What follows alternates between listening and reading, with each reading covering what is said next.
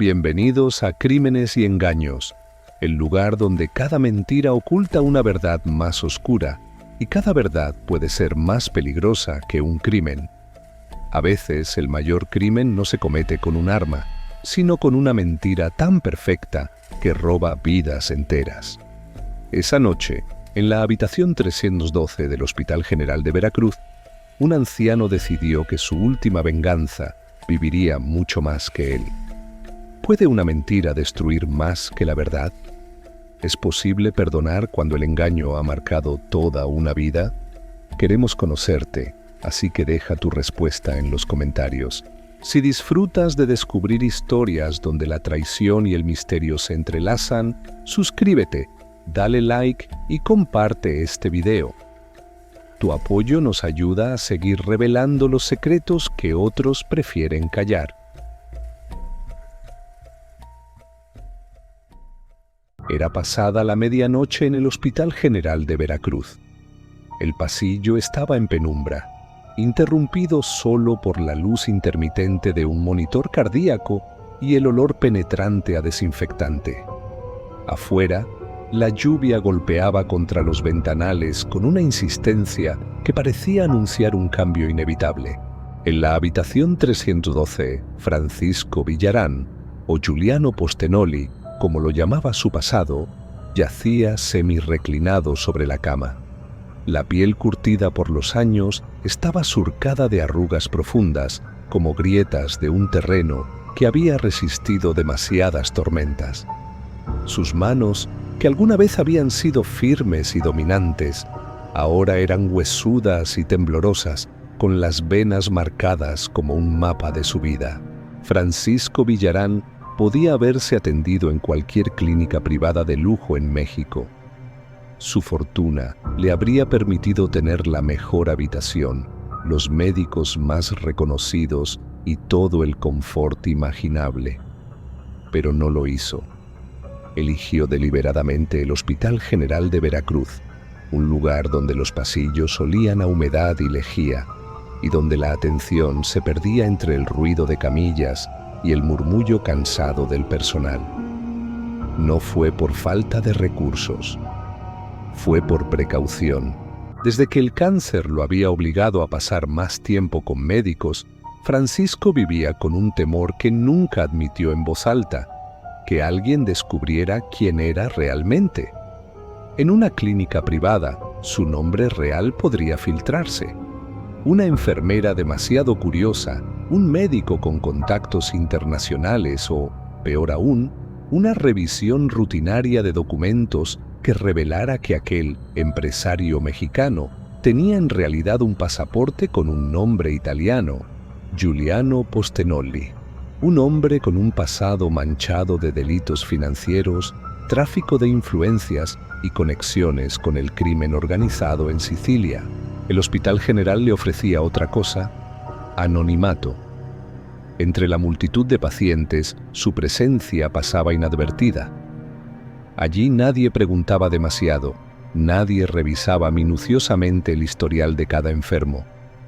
La gente entraba y salía sin hacer demasiadas preguntas. Para un hombre como él, era el refugio perfecto para morir en silencio, sin que su verdadero rostro saliera a la luz.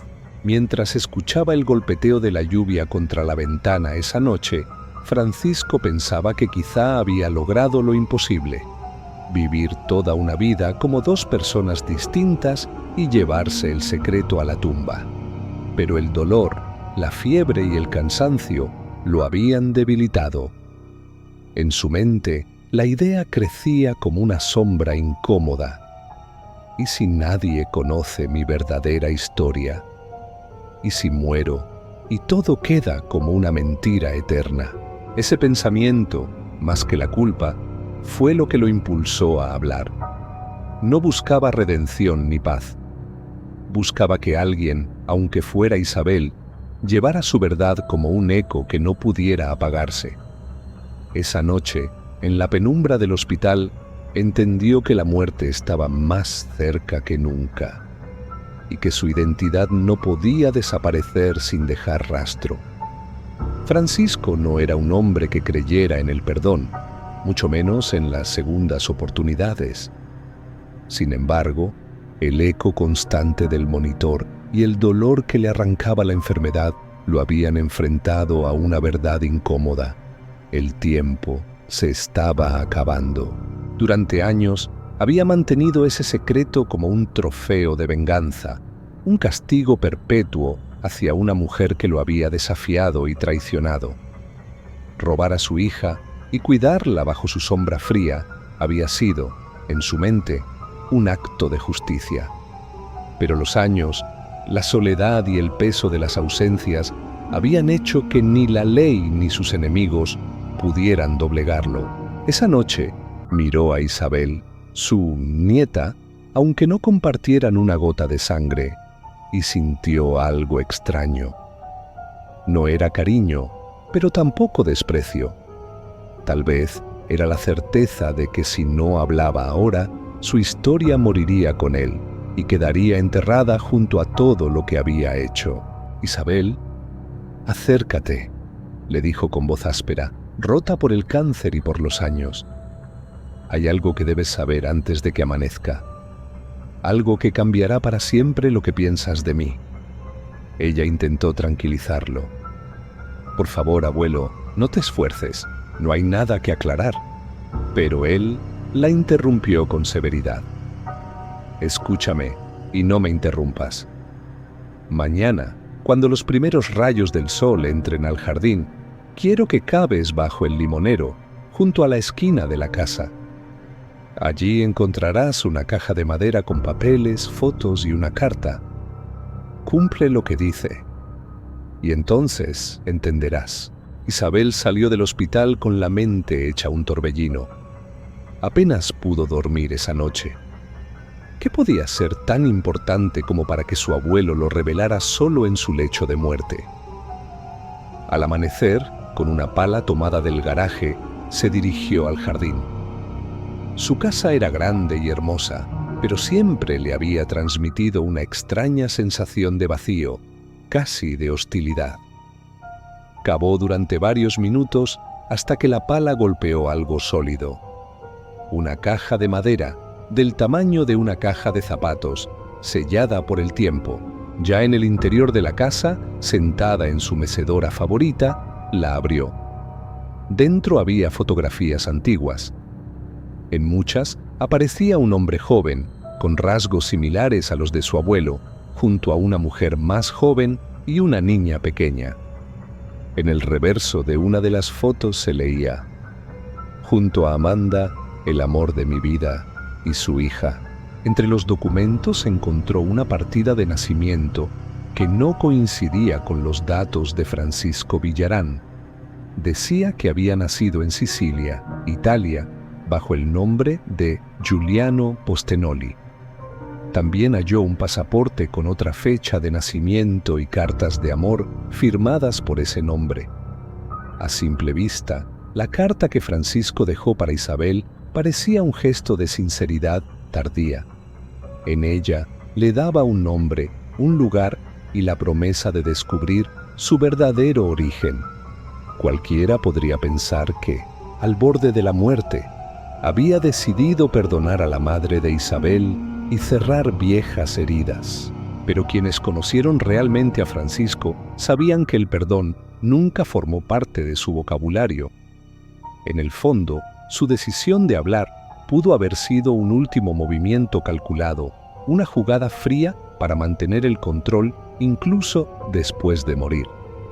Él sabía que Amanda Caputo vivía lejos, en otro continente, y que encontrarla no sería tarea sencilla. Tal vez su intención no era unirlas, sino condenar a Isabel a una búsqueda interminable, alimentada por dudas y frustraciones.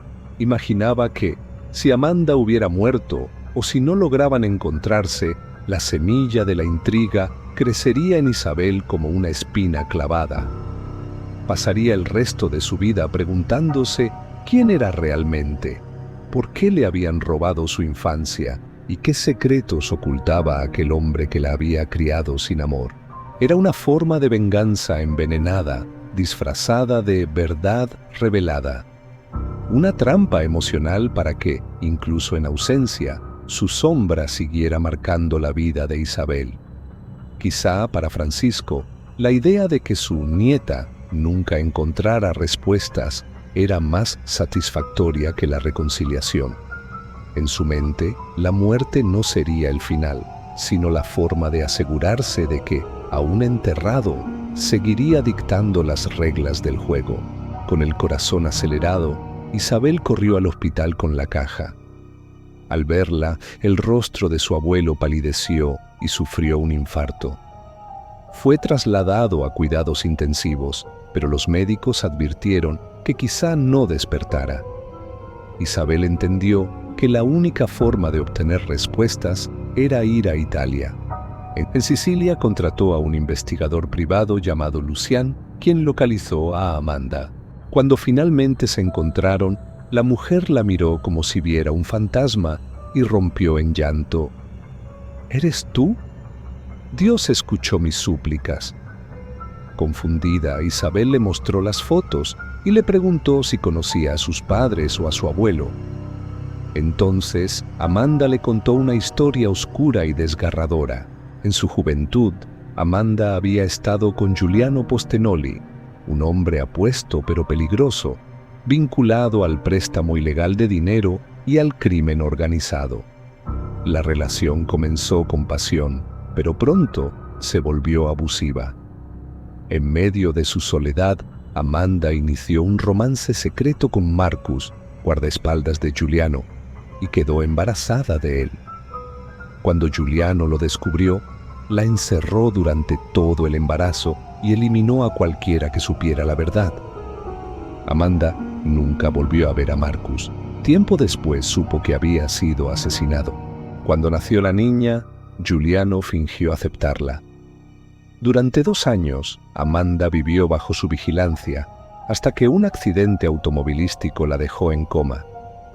Su hija sobrevivió, pero con una cicatriz en la ceja, la misma que Isabel tenía. Al recuperarse y salir del hospital, Amanda descubrió que Giuliano se había llevado a la niña para siempre, como venganza. Esa niña era Isabel. Cuando Amanda terminó de hablar, el silencio en aquella casa de Sicilia fue tan pesado que parecía que el aire se había vuelto espeso. Isabel estaba sentada frente a ella, las manos heladas, aferradas a las fotografías que había traído desde México. Sus ojos iban y venían entre el rostro arrugado de aquella mujer y las imágenes de la joven sonriente que aparecía en las fotos antiguas junto a la niña. Le costaba aceptar que esa niña pudiera ser ella. La supuesta madre que había imaginado toda su vida no se parecía en nada a la mujer que tenía enfrente. Amanda no era una figura idealizada. Era una mujer marcada por la pérdida, con la mirada cansada y una tristeza que parecía no haberse ido nunca. Isabel sintió un vértigo extraño. Por un instante quiso creer que todo era un error, que Amanda estaba equivocada o mintiendo. Pero las coincidencias eran demasiado exactas. La cicatriz en la ceja, la edad, la historia del accidente, la desaparición y sobre todo el odio calculado de Francisco, que ahora cobraba sentido. Amanda, con lágrimas en los ojos, le dijo en voz baja: «Sí, Isabel, tú eres mi hija, y el hombre que creíste tu abuelo te arrebató para vengarse de mí». Isabel sintió que el suelo se le hundía bajo los pies. Un frío le recorrió la espalda, no solo por la revelación, sino por lo que significaba. Su infancia, sus recuerdos, todo lo que había creído conocer. Era una mentira construida con precisión durante años. No supo qué hacer. Parte de ella quería lanzarse a los brazos de Amanda, dejar que ese abrazo llenara el vacío de décadas. Pero otra parte estaba paralizada por el miedo y la confusión. «Necesito tiempo», susurró Isabel poniéndose de pie. Amanda no intentó detenerla. Sabía que las heridas que Francisco había dejado no se cerrarían en un solo encuentro. Solo le dijo: Aquí estaré, hija. Esperaré el día en que quieras volver. El vuelo de Sicilia a Ciudad de México fue un trayecto silencioso para Isabel. No encendió su teléfono, no abrió un libro, no miró por la ventana. Solo repasaba una y otra vez las palabras de Amanda. Era como si todo lo que había creído conocer se hubiera desplomado de golpe. Su infancia, su apellido, la imagen del hombre que la había criado. Al aterrizar, tomó un taxi directo al hospital. No había llamado antes para confirmar si Francisco estaba consciente. Parte de ella esperaba encontrarlo aún sedado, con la excusa de que no podría enfrentarlo, pero en el fondo sabía que ese momento debía llegar. Cuando empujó la puerta de la habitación 312, lo vio sentado en la cama, más delgado, pero con la misma postura de dominio que siempre lo había caracterizado. Sus ojos, oscuros y penetrantes, la recorrieron como si supieran exactamente lo que había descubierto. Isabel dejó la caja de madera sobre la mesita de noche, sin decir una palabra. Francisco la miró de reojo, luego levantó la vista hacia ella. «Así que fuiste a buscarla», murmuró con una media sonrisa, cansada pero irónica. «La encontré», respondió Isabel, con la voz firme pero cargada de rabia contenida. «Me contó todo, cómo la encerraste, cómo mataste a Marcus, cómo me robaste para castigarla y cómo me criaste con desprecio solo para seguir vengándote». Francisco no se inmutó, no intentó negarlo.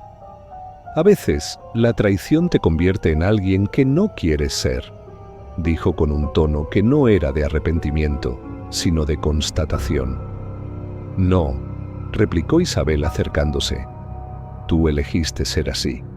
Y lo peor es que ni siquiera la muerte va a limpiar lo que hiciste».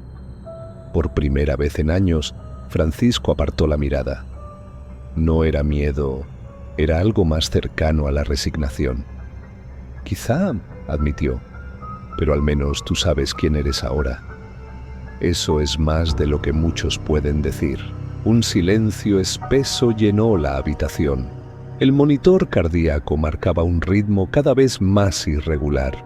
Francisco se recostó lentamente, como si cada movimiento le pesara toneladas. «Ojalá encuentres la paz que yo no tengo», susurró, y exhaló un último aliento que quedó suspendido en el aire. Isabel no lloró. Lo observó por un momento, luego tomó la caja y salió de la habitación sin mirar atrás.